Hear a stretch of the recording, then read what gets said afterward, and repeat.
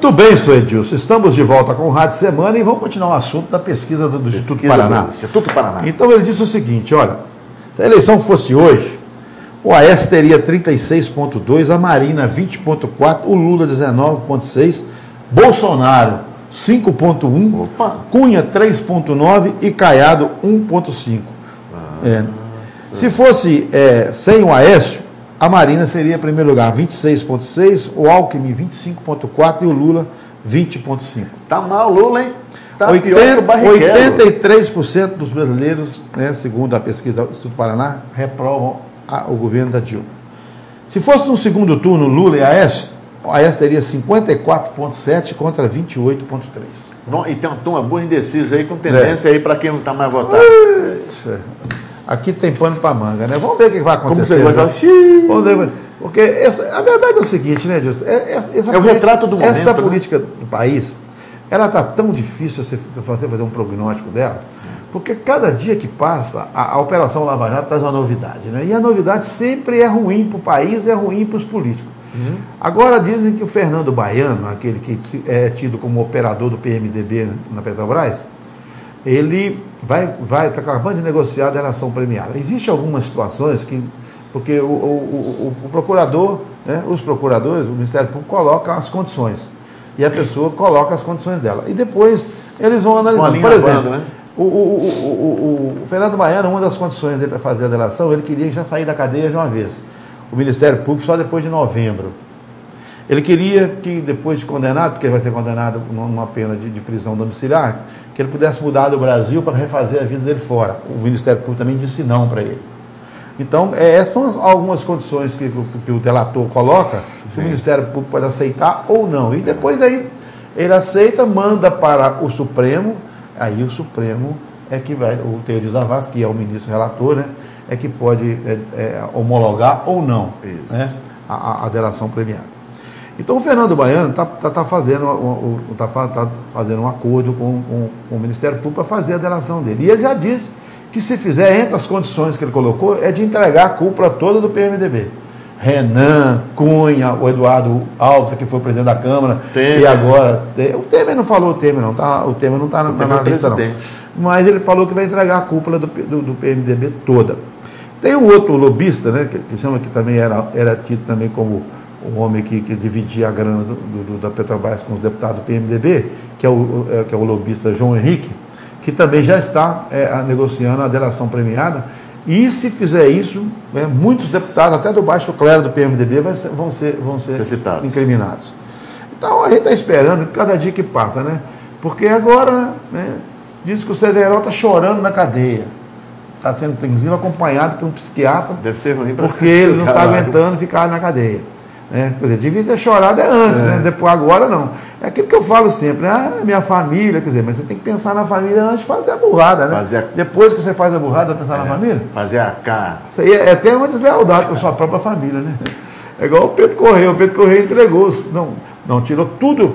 A filha dele, o filho dele, ele colocou todo mundo no mesmo balaio dele. Agora está tirando, ele está assumindo tudo. Mas agora, que já comprovou que a filha também, que era deputada, também estava participando, quer dizer, o cara, poxa, colocou a família dentro do negócio, agora vai chorar o quê? Não tem que chorar, não. É aquela velha história, né? Na máfia, a família toda participava da criminalidade. Então, no Brasil, essa máfia que está aí destruindo as nossas instituições e até a credibilidade do cidadão, ela vai ter que arcar, todo mundo que estiver envolvido vai ter que pagar ali. A gente acredita nisso, espera e torce. Vamos torcer para que a coisa continue caminhando nesse sentido. E dizem que o seu Sérgio Moro não vai parar mesmo, a Procuradoria o Janot falou que pau que dá em Chico vai dar em Francisco, porque ele não vai aliviar para ninguém. Né? E a lei é igual para todos. Vamos ver se você vai fazer mesmo. Né? Vamos torcer. Edilson, a questão política do Brasil está tão difícil. O Temer jantou com os empresários em São Paulo ontem, deve ter ouvido sobre a CPMF muito, né? Porque que soltaram uma nota que é o maior absurdo do mundo, quando o país está desempregando. O Paulo Scaff chegou a dizer, ministro que só pensa em aumentar imposto não pode ser ministro. Ministro que aumentar imposto é aumentar o desemprego. Isso. Aí ele também marcou para o dia 3, agora, na próxima quinta-feira, com a senhora Rosângela Lira. Sabe quem que é essa Rosângela Lira? Ela é a maior autoridade desse movimento aí, Acorda Brasil. As coisas que vai para a rua aí. Né? Tá. Quer dizer, será que o Temer está começando a fazer aquelas articulações de bastidor aí? Gente, vamos lá. De Rubeixo Futebol Clube? E o pior é que a situação da Dilma está tão ruim que nem em festa ela poderia entrar. Rapaz, você viu aquela ontem? Ontem ela foi barrada dentro do Palácio do Planalto. Pelo cerimonial do Palácio do Eu Planalto. estava vendo as imagens ontem. E ela ficou pé da vida com o cara. Brigou com o cara. Tinha lá, o pessoal que não sabe, hoje teve uma solenidade para homenagear os atletas paralímpicos, né? O Paralímpico não, no caso é o Pan-Americano. Pan-Americano, tá certo. Aí, chamou lá no microfone, agora com o senhor, a presidenta Dilma, papá. Só que o chefe cerimonial, os cadeirantes estavam passando, o chefe parou ela. Ela ficou pé da vida, começou a discutir com o cara. Aí veio a turma do Deixa Disso, né? Já resolveu, quer dizer, tá fazendo barrada dentro do palácio. E ela ficou emburrada na sessão. Ficou pé da vida. E ela disse uma palavra. Mais feio do que ela disse uma palavra que a oposição está pegando hoje. No discurso dela, ela disse o seguinte, né? Que os atletas, né, têm que aprender a respeitar o jogo. Quando perder, respeitar o adversário. Isso ela quis fazer jogar uma deixa para o pessoal da oposição que, segundo ela, está querendo tirar o mandato dela.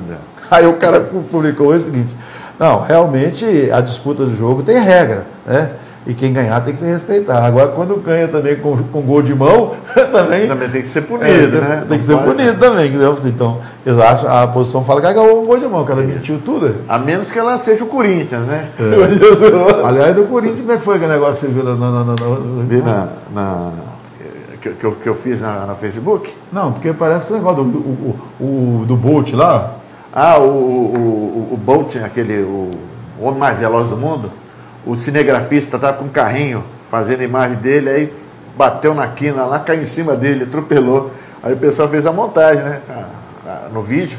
Aí o camarada, o juiz marca pênalti pro Corinthians. Até o cara caiu, é pênalti pro Corinthians. Mas a gente está vendo a gente está vendo que a situação do PT e da Dilma está deteriorando cada dia. Quando você vê, por exemplo, os irmãos Prado aqui, o Wellington Prado e como é que é o nome do outro, gente? Elismar Prado, pedindo na justiça o desfiliamento do PT, a desfiliação do PT, porque o PT traiu o povo, aquelas coisas tudo, por justa causa. Agora, hoje está em todas as revistas que o Paulo Paim, que é uma das maiores bandeiras do PT. Exatamente. Uma das reservas morais do partido. Na defesa dos aposentados no Brasil, era o senador do Rio Grande do Sul. Está pedindo, já está conversando com o PSB, está pulando da Toyota também. Dizem que o senador Walter Pinheiro, também da Bahia, que é outro membro histórico do PT, também já está querendo pular da Toyota. A Marta já havia saído anteriormente, que também é histórica do PT. Então, quando a gente vê essas coisas acontecendo, a gente fala, puxa vida, tem um trem errado. Não, tem muita coisa errada. O Datena, né? Ele era afiliado ao PT do Ribeirão Preto, já desfiliou. Vai disputar agora a vai prefeitura disputar de São Paulo a prefeitura pelo PP. Quer dizer, sei lá, rapaz. O Temer sentiu que foi traído, já largou a coordenação política, a macro política. A macro política não seria, por exemplo, no dia que a Dilma jantar, por exemplo, com os grandes empresários, não levar o vice? Com certeza. Aí o vice vai jantar na quinta-feira, ela marca um jantar para um dia antes ou 2 dias antes. Ou seja, já está disputando espaço com o vice já. Por isso que eu estou achando que o Temer está começando a fazer aquele trabalhinho, porque todo mundo sabe. O duro é você ver que o futuro da nação, e o atual momento da nação, ele está sendo legado à realização de jantares com grupos. Como se isso resolvesse todo o problema do Brasil. Como se fosse colocar comida na mesa de quem não tem, fosse arrumar emprego para quem está perdendo emprego, fosse trazer movimento para o comércio que acabou. Ela pega e vai fazer jantar. E a política é sempre errada, né, Jesus? Vem tudo em si. Igual eu falo, é um governo desarrumado, que toma decisão precipitada. Agora diz que vai cortar 10 ministérios e 1.000 cargos. Não vai resolver nada, porque os ministérios que eles vão cortar, já é ministério... Que nem nasceu, né? É cortar a árvore que não brotou. Não saber nem o nome do ministro que está lá. Aí vai juntar lá aviação, portos e com transporte. Tá, tudo bem, seria isso mesmo. Era o que era. Vai acabar com microempresa, vai trabalhar não sei com o quê. Vai mudar nada. Vai mudar nada. E vai passar a imagem que está cortando despesa. Está cortando. Agora mesmo estão vendo aí, os deputados vão viajar para os Estados Unidos. 200 mil reais vai custar a despesa, os deputados vão para Nova York. Quem vai pagar a conta? Nós. Aí não tem jeito, não tem como. É brincadeira. Aí é gol do Corinthians. Agora, por favor, hein, não aluguem carro lá e deixe a conta para pagar depois. Não, a Câmara tem o dinheiro dela. Então, mas estou falando, para não, porque vira moda daqui a pouco, né? Chegou comitiva de brasileiro e assim, meu filho, paga antes. Sinceramente, Adilson, eu não sou aquele cara pessimista aliás, não sou pessimista, eu sempre acredito que a coisa vai sempre ser melhor amanhã. Mas a gente vê, quando a gente vê, e vê um governo desastrado como é o da Dilma, e vê uma oposição que não oferece caminho também. Tão desastrada também, né? Que não oferece caminho, que não dá esperança para a gente que as coisas vão ser melhor amanhã. Também a gente fica desanimado. O que nós vamos fazer com esse país? Um país tão rico, tão poderoso, tão lindo, né? O povo bom, trabalhador. É aquela coisa, eu sou um otimista por excelência. Eu sempre que acredito que o dia que o Senhor me deu, que Deus me deu, é a oportunidade de fazer melhor e a oportunidade de conquistas. Sempre penso assim. Agora, o problema que acontece é que nós estamos vendo no Brasil uma distância muito grande até que nós voltemos a ensaiar um crescimento. E isso atinge todos os Edilson, eu não tive tempo e não vai dar tempo de comentar, quando o tempo está acabando. Ontem eu vi um pedaço de uma palestra que o ex-presidente do Uruguai, o José Mujica, fez para um grupo seleto de estudantes e jornalistas no Rio de Janeiro. E uma das frases que me marcou dele, porque todo mundo sabe que ele era um presidente do Uruguai, que não é um país do outro mundo, não, é um país pequeno, mas ele morava numa casa modesta, tinha até um fusquinha dele, e continuou morando lá depois que...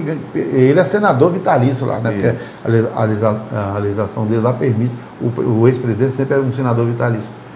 Ele vive com uma humildade danada. Ele disse o seguinte: os políticos, uma das frases que eu achei interessante dele, os políticos devem estar preparados para servir, não se servir. E não se entusiasmar com o poder de hoje, não, porque pode não ter amanhã. O poder é efêmero, né? E mais do que nunca, o político tem que ter consciência que ele não pode enriquecer às custas do povo, não. Entre outras coisas que ele falou, né? Falou um monte de coisa, como não dá tempo de comentar. Mas você imagina, quantos políticos enriqueceram milionários, bilionários aqui no Brasil? Quantos empresários que fizeram acordo com esses mesmos políticos, a gente não sabe quem é mais bandido. Se os empresários que fizeram o esquema, se é o político que ajudou a fazer o esquema. Que exigiu o esquema. É isso. Então, lamentavelmente, a gente tem que ser pessimista nessa hora. Tomara que apareça no Brasil alguém que possa amanhã ou depois representar o povo com honestidade e dignidade. Muito bem, terminamos o nosso programa. A gente volta na segunda-feira, se assim permitir. Se você beber, não dirija. Fiquem com Semana Esporte, daqui a pouco, ao vivo aqui na TV Semana.